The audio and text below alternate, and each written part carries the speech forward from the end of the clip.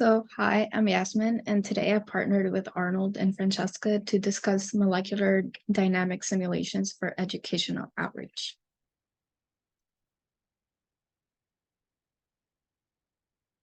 So as an overview, we will be incorporating molecular dynamic simulations as a digital learning tool for senior high school students and community college students.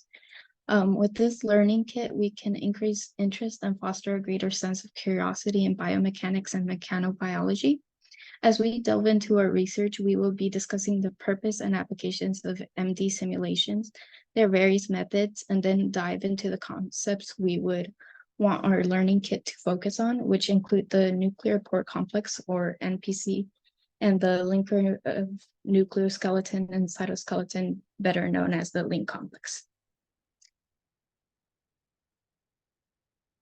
So as an introduction to MD simulations, they are essentially computational techniques that are used to model sets of interacting macromolecular structures to investigate molecular movement and behavior over time. So classical mechanic concepts are used to guide the accuracy of these MD simulations. And these equations of motion for modeled structures are solved using numerical methods, laws of physics, and prior chemistry or biology knowledge. So as shown on the right image, the algorithm for these MD simulations is based specifically in relation to classical mechanics of the desired research topic. So two of the most common forms of MD simulation applications are in drug discovery and development, and also in nanotech. So MD simulations are used as their enhanced computational capabilities allow it to reduce time and cost required for drug discovery. They are also able to reflect flexibilities of proteins and their conformations, which improves biomolecular recognition of ligands. And they are also widely used to screen compound libraries and therefore identify potential drug candidates with the highest binding affinity, which is a much faster method to the alternative of traditional experimental screening methods. And MD simulations also enhance knowledge of drug-resistant mechanisms, which aid in the development of new therapeutic strategies and improve treatment. As for nanotech, MD simulations are able to investigate properties of nanomaterials, such as their structure, stability, and mechanical properties. They are also able to optimize and design nanomaterials for specific applications, including nanoparticles and nanotubes. So for the first example, they're able to analyze the properties of carbon nanotubes, which give results of strength, stiffness, and deformation behavior under different loading conditions. For example, two MD simulations were able to analyze the properties of graphene-based nanomaterials and their effects on protein stability, primarily including the role of hydration patterns in determining their stability. And the results were that proteins can be absorbed onto the surface of these nanomaterials through van der Waals forces and also through electrostatic interactions. We're now to face the MD modeling methods. So dynamic simulation methods are widely used to obtain information on the time evaluation of conformations of proteins and other biological macromolecules, and also kinetic and thermodynamic information. There is a new discipline, which is called the computational alchemy, which is described to modify the simulation in a way that is non-physical, but also models characteristics to be better investigated. One particular example is the artificial conversion of the energy function from that representing one system to that of another during a simulation. And this is an important technique in free energy calculations and for protein structure and function investigation. The various dynamic processes that can be characterized for proteins have timescales ranging from femtoseconds to hours, and these are usually featured in MD simulations. So as far as methods are concerned, we usually have four main principal methods. The first one is potential function and the energy landscape. So It is concerned with the choice of an appropriate energy function for describing the intermolecular and intramolecular interactions to build a successful molecular dynamic simulation. The energy function in conventional ME simulations for non-bonding interactions tends to be a simple pairwise additive function for computational reasons of nuclear coordinates only. And this use of a single nuclear coordinate to represent atoms is justified in terms of Born-Oppenheimer approximation for bonded groups of atoms, that is, those that form covalent bonds. Bond angles of dihedral angles, simple two-body, three-body, and four-body terms are used. In fact, the energy functions usually consist of a large number of parametrized terms, and a variety of force fields have been developed specifically for simulation of proteins. And each of these terms in the energy landscape possess a simple functional form and describes an intermolecular or intramolecular force exhibited within the system, given the set of relative atomic coordinates. And these charm force fields have been separately parameterized for proteins, nucleic acids, lipids, and carbohydrates with the goal of consistency between these sets, allowing for simulation of heterogeneous systems. On the second figure, you can see the second best method of MD, which is concerning energy minimization.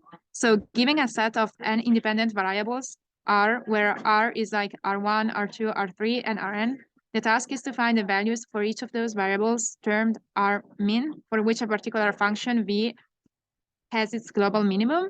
And this method is also known as Newton-Raphson method because it's a popular second derivative method, although it requires some simple modifications before it is suited to typical bimolecular MM systems. In fact, the basic method relies on the assumption that at least in the region of the minima, the potential energy is quadratically related to the individual variables, but this is not really feasible.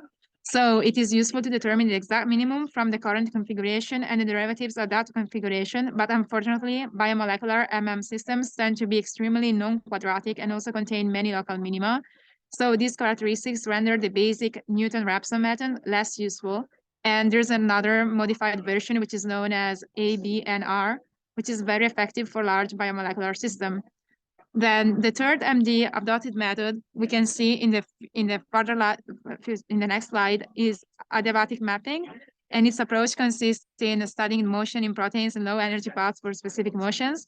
So adiabatic mapping is computationally inexpensive and has therefore been applied to study many structural changes of various magnitudes or scales.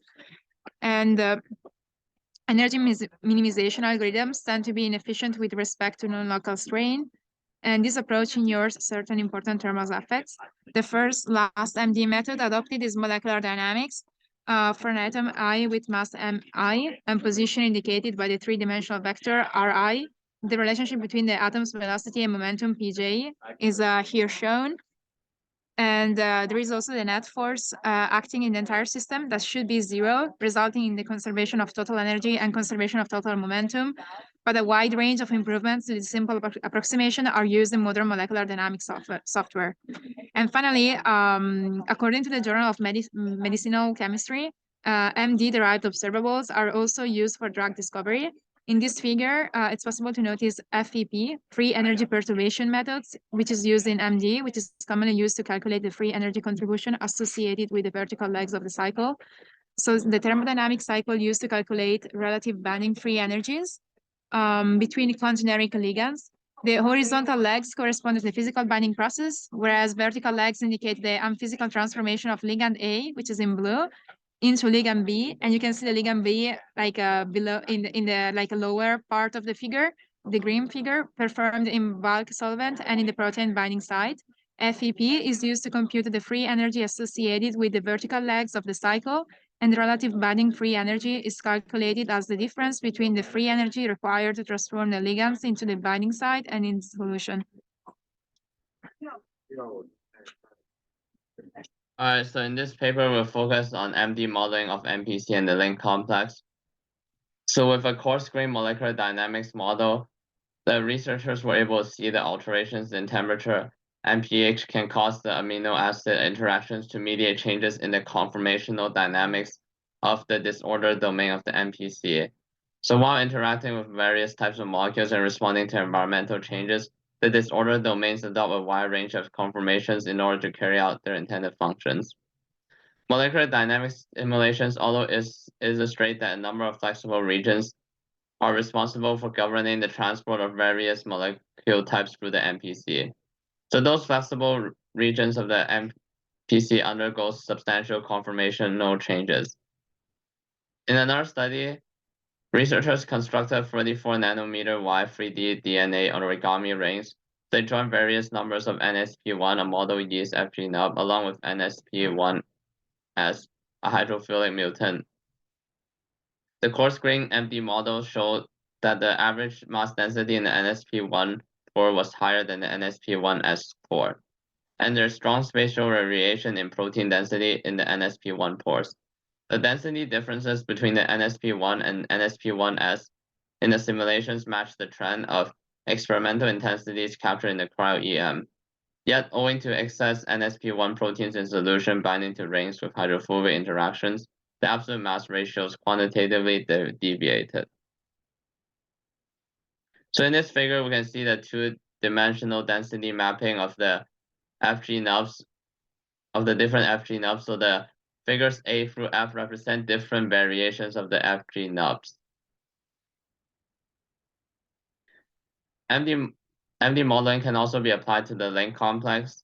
So in one instance, researchers performed molecular dynamic simulations to look at the constant velocity pooling on a cache peptide of human aspirin 2 attached to SUN2, in both wild-type and SUN2 mutant model. So in the wild-type model, the cache peptide remains associated with the SUN trimer and can withstand significantly higher forces. In contrast, in the SUN2 mutation model, the cache peptide detaches from the SUN protomer under virtually zero forces. So this can be illustrated in this diagram, where you can see like the SUN and cache is detached much more readily in the mutant compared to the wild type one. And based on the force diagram in part C of the figure, we can see that the wild type version can withstand significantly higher forces. So finally, another study used molecular dynamics to study how the cache domain names affect LINC complex regulation. So they applied molecular dynamics to model the anchorage of cache domains to the outer nuclear membrane. They concluded that cache domain names regulate LINC complex formation and function, in which shorter cache domains lead to stronger LINC complex formation and increased nuclear movement. Molecular dynamics can also help understand the regulation of nuclear positioning and cell division, as MD simulations demonstrate that SUN2 is kept in an inactive state through intramolecular interactions, but is activated when binding to cache proteins. All right, thank you so much.